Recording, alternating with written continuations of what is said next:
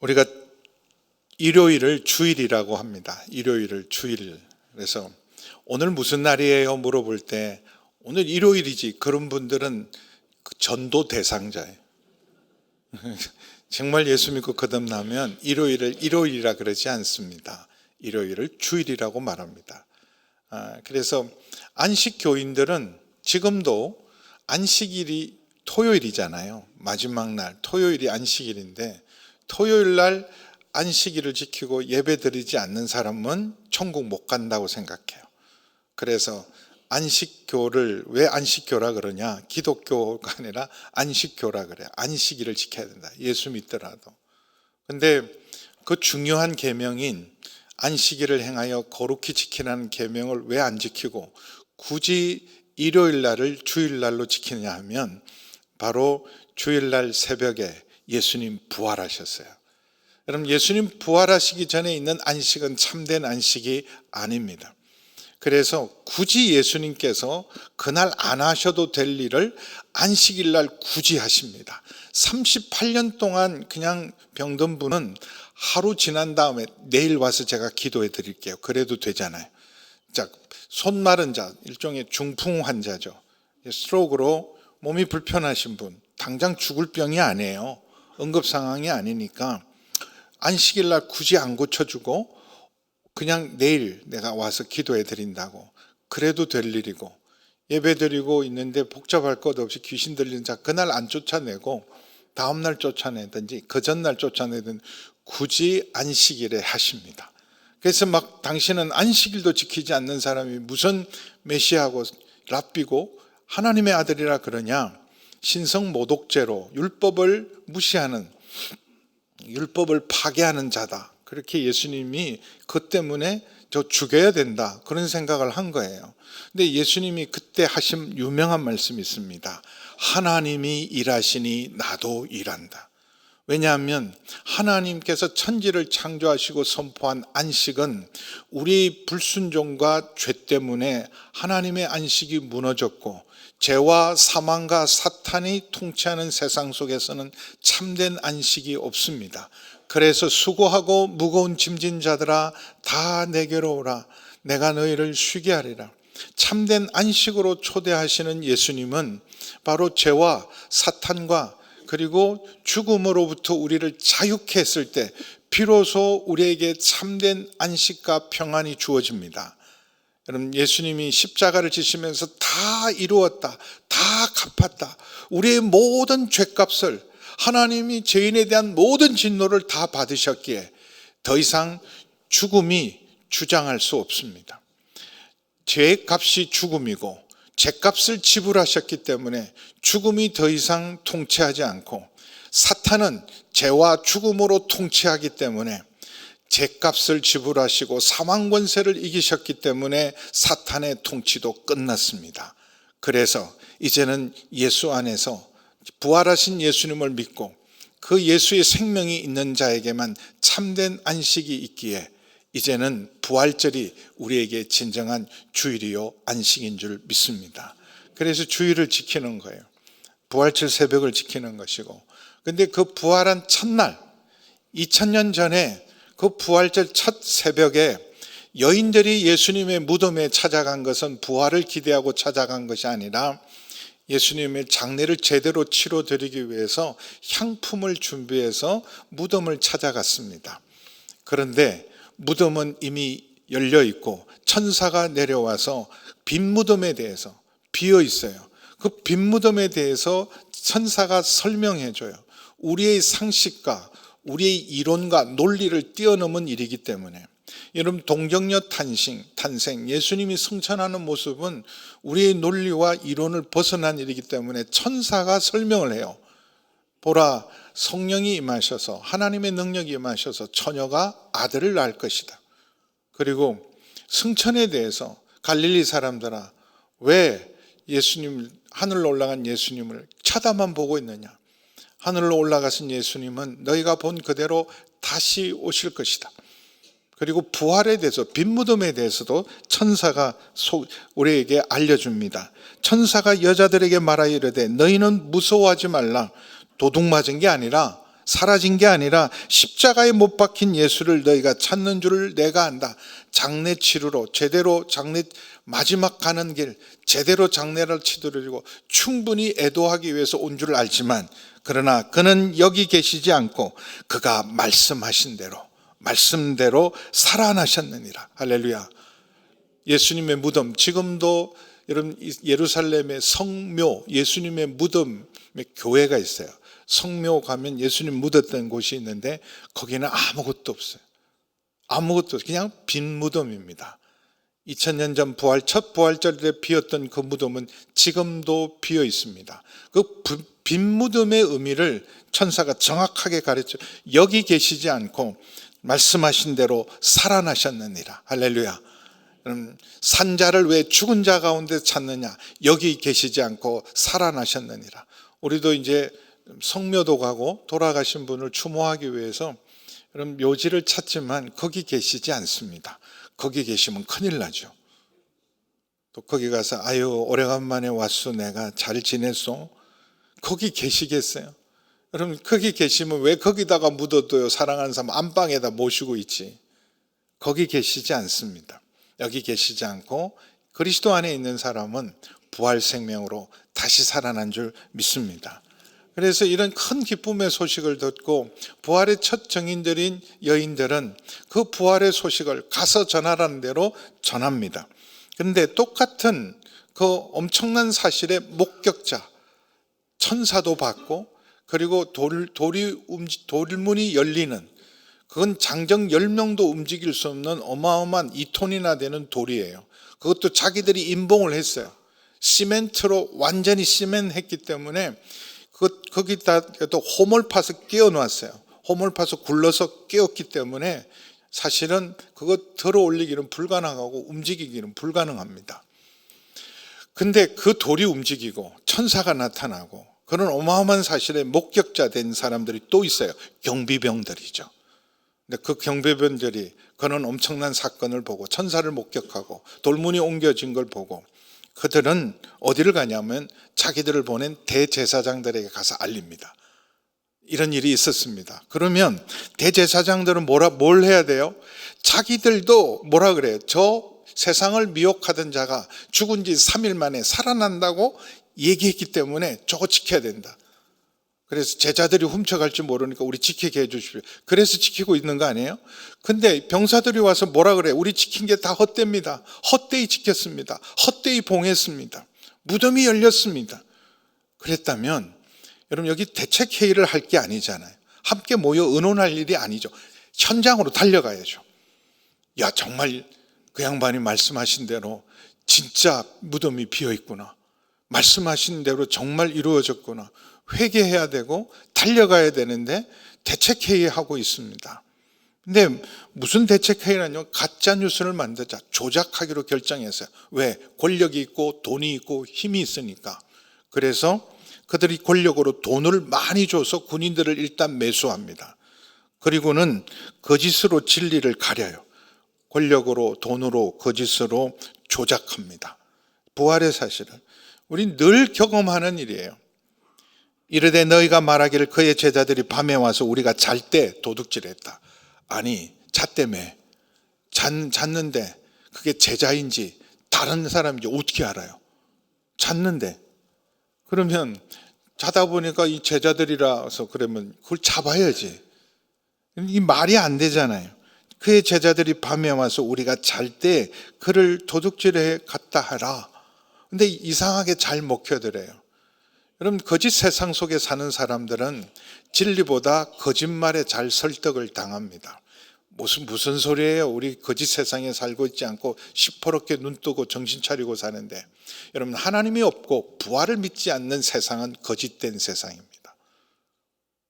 거짓된 세상은 거짓말이 잘 통하고, 그래서 지금도 힘이 있고 돈이 있고 권력이 있으면 여러분 얼마든지 조작할 수 있다고 믿어요. 그래서 14절에 보면 만일 이 말이 총독에게 들리면 군인들은 자기가 지키는 일에 실패하면 책임을 지고 심지어 목숨까지 내놓아야 합니다. 베드로를 지키던 군인들이 베드로가 갑자기 천사가 나타나서 풀어주잖아요. 사도행전 12장에. 근데 찾지 못하니까 결국은 지키던 병사들을 죽입니다. 그게 그 당시 법이었어요.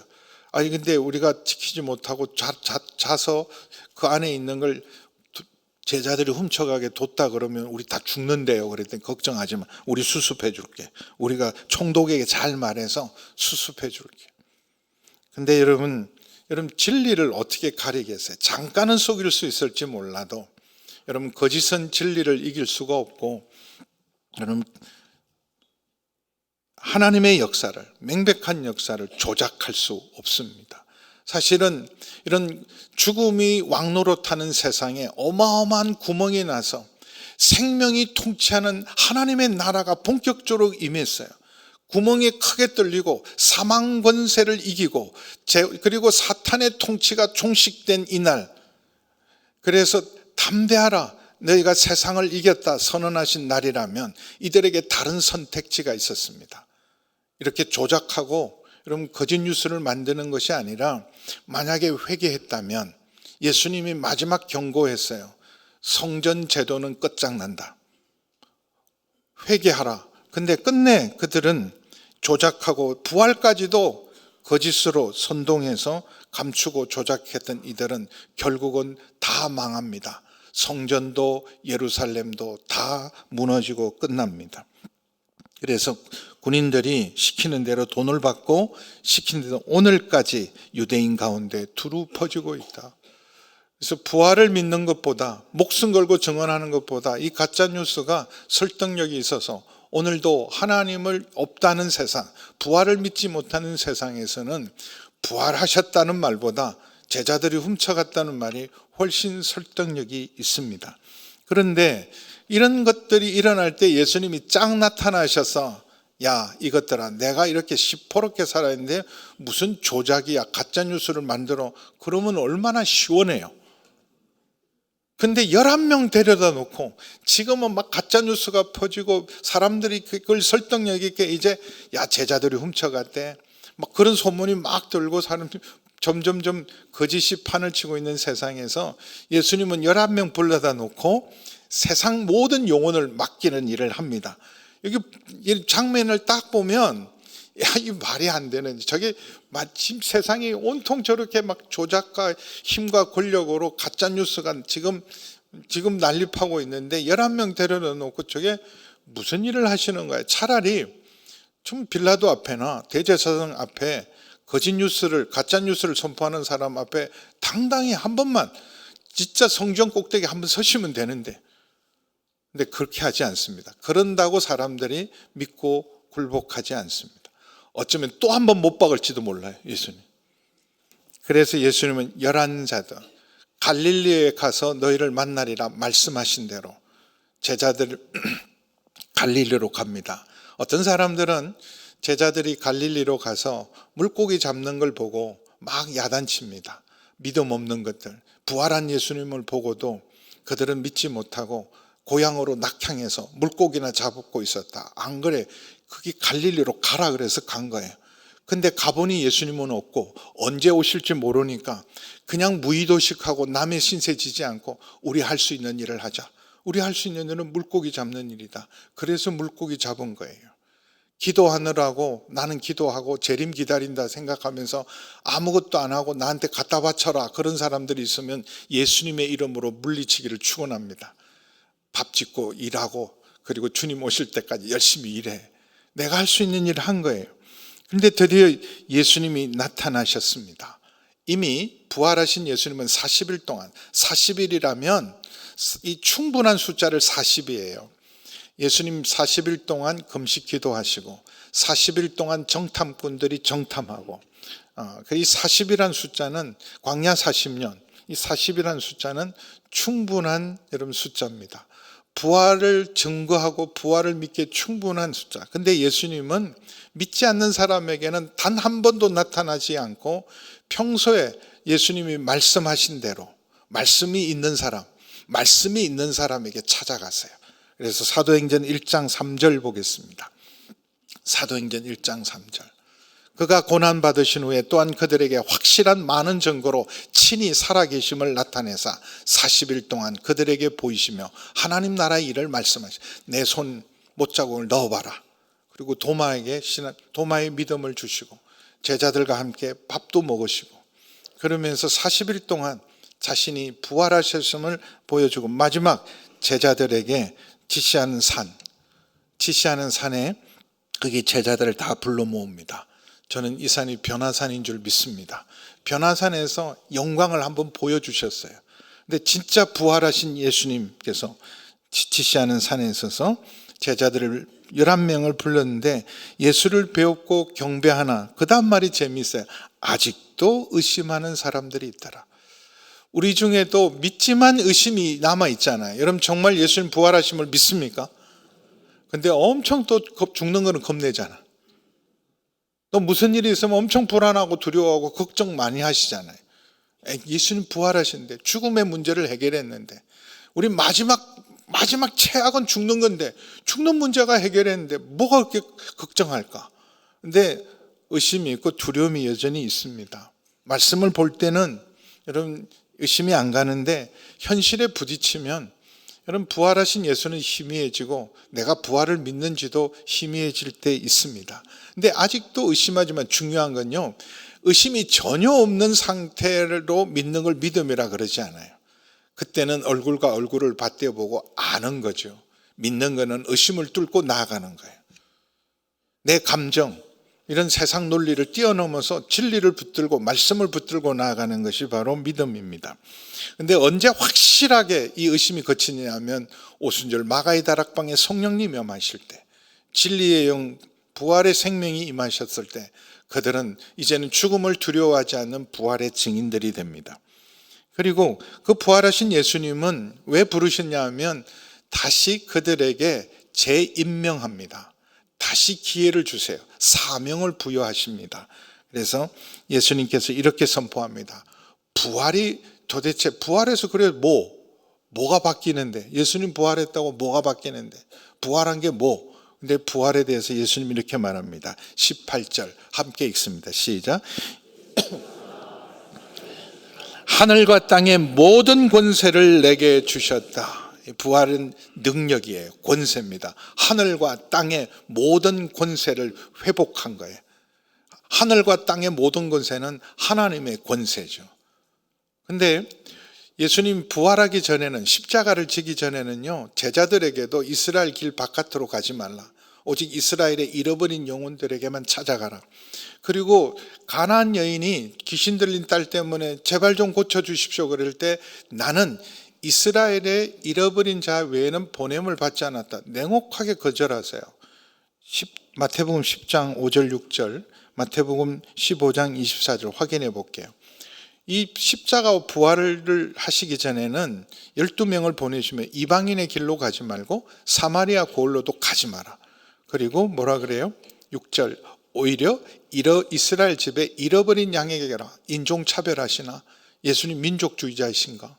그리고 이 가나안 여인 15장 24절 같이 읽습니다. 예수께서 대답하여 이르시되 나는 이스라엘 집에 잃어버린 양 외에는 다른 데로 보내심을 받지 아니하였노라 하시니, 예수님이시라도 지금은 내게 허락한, 하나님이 내 통치가 허락한 지는 이스라엘 땅밖에는 안 돼요.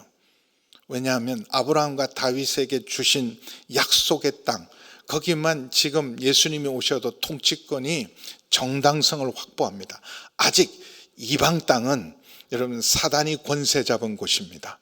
근데 이제는 사망 권세를 이기시고 승리하신 예수님께서 이렇게 선포합니다. 하늘과 땅의 모든 권세를 내게 주셔서 이제는 땅끝까지 내 통치가, 모든 열방까지 내 통치가 미치니 그러므로 가라 하는 거예요. 그러므로 가라 온 세상을 향하여, 그러므로 가라 온 민족을 향하여, 그러므로 가라 땅끝까지. 그래서 그러므로 얘기했잖아요. 그러므로 예수님이 이제 부활하신 것은 주님이 다스리신다. 그래서 예수님이 부활하셔서 주와 그리스도가 되게 하셨다. 예수님이 십자가를 지신 예수께서 부활하셔서 주와 그리스도가 되게 하셨다는 굉장합니다. 그리스도는 구원자, 구세주라는 뜻이고 주라는 것은 통치자, 주권자예요. 온 세상의 통치자, 온 세상의 주권자, 하늘과 땅의 모든 권세를 가지고 이 땅에 어떤 황제도 어떤 왕들도 그 발 앞에 무릎을 꿇어야 되는 진정한 권세를 가지신 분. 그래서 모든 입술로 예수를 주라 시인하게 하고 모든 무릎으로 그 발 앞에 무릎 꿇게 하는, 실제로 313년에 기독교가 공인되고 392년에 데오도시우스 황제가 이제부터는 모든 로마는 오직 예수님만 믿고 그리고 기독교만 국교라고 선언하는 순간 황제들도 모든 귀족들도 이 땅의 모든 높은 자들도 예수님 앞에 무릎 꿇고 세례받고 예수님께 경배했어요. 하늘과 땅의 모든 권세를 주셔서, 그러므로 뭘 해야 되느냐? 부활을 믿는 우리들, 지금 부활을 믿는 믿음은 증인의 삶을 사는 거예요. 부활의 증인으로 가라.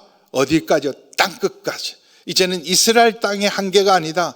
이제는 땅끝까지, 모든 열방과 민족까지 하나님 나라가 이루어져야 한다. 복음은 선포돼야 된다. 주의 통치가 실현돼야 된다. 저절로는 안 됩니다. 전해야 돼요. 증인들이 믿고 전할 때 하나님 나라와 주의 통치와 다스림이 이루어집니다. 제자를 삼아서 너희가 제자 된 것처럼 너희도 제자 삼으라. 교회에게, 믿는 자에게 제일 중요한 명령이 뭐예요? 전도하고 제자 삼는 일이에요. 그래서 이 부활절날 해야 할 일이 떡 먹고 계란 까먹고 한 일이 아니에요. 전도하는 일입니다. 예수는 부활하셨다. 아버지와 아들과 성령의 이름으로 세례를 베풀고, 이제 하나님의 이름, 새로운 이름, 삼위일체 하나님, 예수님이 하나님이시고 성령님 하나님이시기에 아버지와 아들과 성령의 이름으로 오늘 세례를 베푼 것처럼, 세례를 베풀라라는 말은 하나님 나라는 누가 들어가느냐? 아버지와 아들과 성령의 이름으로 세례받은 자에게. 그래서 세례는 우리의 소속 정체성이에요. 당신은 누구입니까? 세상에 많은 명칭도 있고 많은 우리가 붙여주는 이름이지, 제일 중요한 건 딱 세례받는 순간 나는 그리스도인입니다. 나는 하나님 나라의 시민입니다. 나는 하나님의 자녀입니다. 굉장한 거죠. 나의 소속, 나의 정체성은 이제 예수께 있습니다. 나는 예수님께 속한 사람입니다. 하나님 나라에 속한 사람입니다. 이 세례입니다.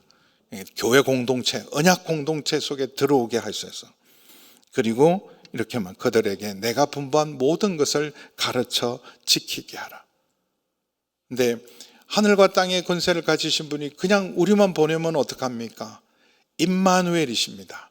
예수님의 이름은 임마누엘이신 주님이 볼지어다 내가 세상 끝날까지 그 복음의 증인들과 내가 세상 끝날까지 임마누엘을 할 것이다. 우리가 무슨 힘으로 갑니까? 무슨 능력으로 갑니까? 사도행전 1장 28절에 보면, 여러분, 오직 성령이 너에게 임하면 너희가 권능을 받고 예루살렘과 온 유다와 사마리아와 땅끝까지 이르러 내 증인이 되리라. 여러분, 우리가 선교할 때, 복음 전할 때 이 세상에 여러분 반대하고 핍박하는 세상을 무슨 힘으로 우리가 끝까지 증인 노릇 감당합니다. 하늘과 땅의 모든 권세를 가지신 주님의 능력으로. 여러분, 성령의 권능은 바로 주님의 권능을 우리에게 델리게이션 부어주는 거예요.